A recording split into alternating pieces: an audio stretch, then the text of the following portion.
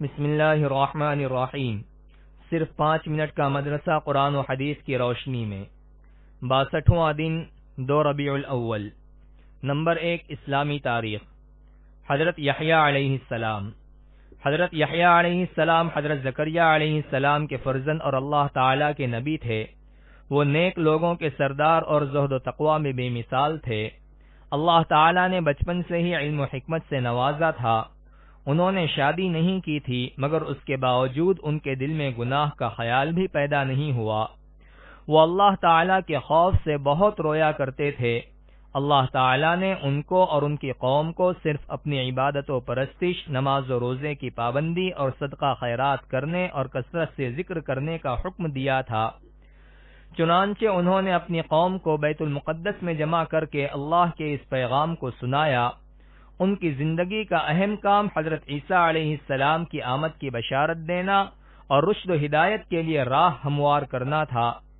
جب انہوں نے دعوت و تبلیغ کا کام شروع کیا اور اپنے بعد حضرت عیسیٰ علیہ السلام کے آنے کی خوشخبری سنائی تو ان کی بڑھتی ہوئی مقبولیت یہودی قوم کو برداشت نہ ہو سکی اور حجت بازی کر کے اس عظیم پیغمبر کو شہید کر ڈالا اور اپنے ہی ہاتھوں اپنی دنیا و آخرت کو برباد کر لیا۔ نمبر 2 حضور صلی اللہ علیہ وسلم کا معجزہ، تھوڑی سی کھجور میں برکت۔ حضرت نعمان بن بشیر رضی اللہ عنہ کی بہن بیان کرتی ہیں کہ خندق کی کھدائی کے موقع پر میری والدہ عمرہ بنت رواحہ نے مجھے بلایا اور میرے دامن میں ایک لب یعنی دونوں ہتھیلی بھر کر کھجور دی اور فرمایا یہ اپنے والد اور اپنے ماموں عبداللہ بن رواحہ کو دے آؤ۔ چنانچہ میں چلی، وہاں پہنچ کر اپنے والد اور ماموں کو تلاش کرنے لگی۔ اتنے میں رسول اللہ صلی اللہ علیہ وسلم نے مجھے دیکھ لیا تو فرمایا اے بیٹی ادھر آؤ۔ میں آپ صلی اللہ علیہ وسلم کے پاس پہنچی تو آپ صلی اللہ علیہ وسلم نے پوچھا یہ کیا ہے؟ میں نے کہا یہ تھوڑی سی کھجور ہے، میری والدہ نے میرے والد اور میرے ماموں کے واسطے بھیجی ہے۔ تو حضور صلی اللہ علیہ وسلم نے فرمایا میرے پاس لاؤ۔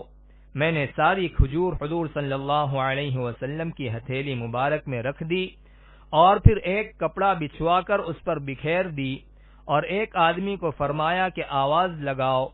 چنانچہ اس آواز پر سب لوگ جمع ہو گئے اور کھانا شروع کیا اور کھجور بڑھتی گئی حتیٰ کہ سب لوگوں نے پیٹ بھر کر کھائی، پھر بھی اتنی زیادہ بچ گئی کہ کپڑے پر سے کھجور زمین پر گر رہی تھی۔ نمبر 3 ایک فرض کے بارے میں، حج کی فرضیت۔ رسول اللہ صلی اللہ علیہ وسلم نے فرمایا اے لوگو تم پر حج فرض کر دیا گیا ہے، لہذا اس کو ادا کرو۔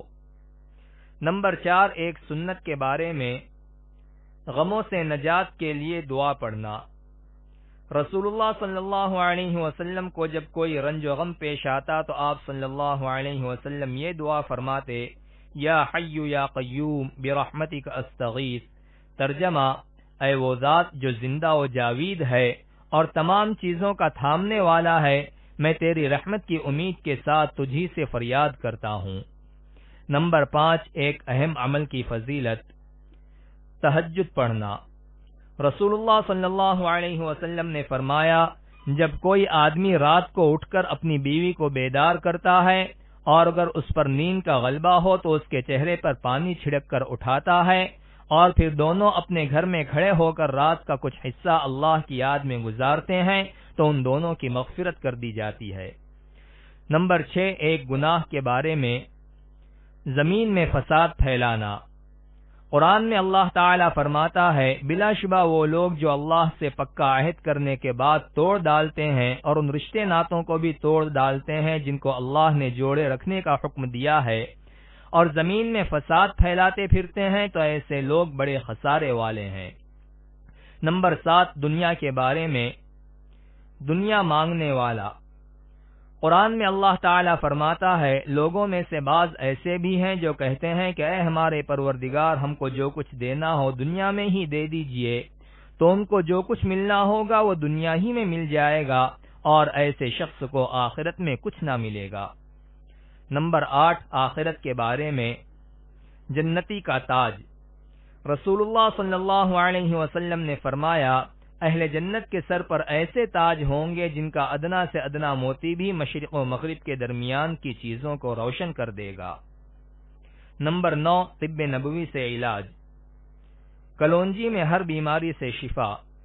رسول اللہ صلی اللہ علیہ وسلم نے فرمایا، تم اس کلونجی کو استعمال کرو کیونکہ اس میں موت کے علاوہ ہر بیماری سے شفا موجود ہے۔